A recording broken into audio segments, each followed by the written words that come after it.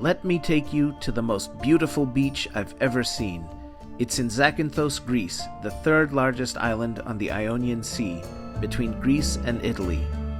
Before we go to this beach, I'll show you around the island a bit because your eyes need time to acclimate to the overwhelming beauty you're about to experience.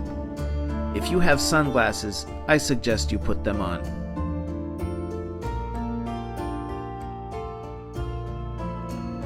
As we make our way to the northwest region of Zakynthos, you should know that Navagio Beach, also known as Shipwreck Beach, is only accessible by boat, Poseidon willing. Here we are at the Great Cross of Zeus.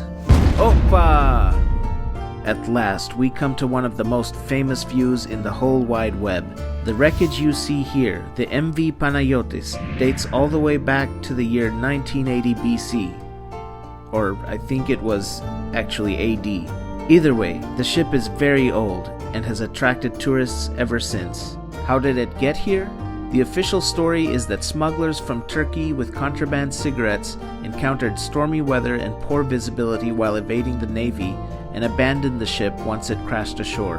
That's what the experts say, but I've done my own research and I have a different theory.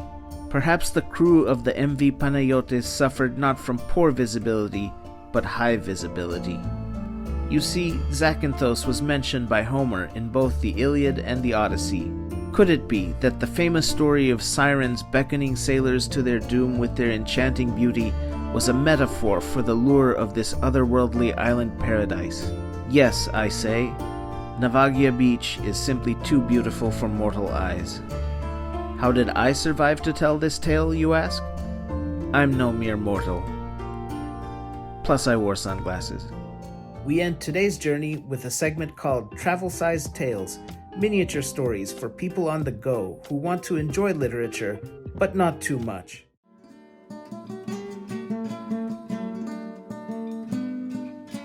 Don't send the message today, Daphne cautioned.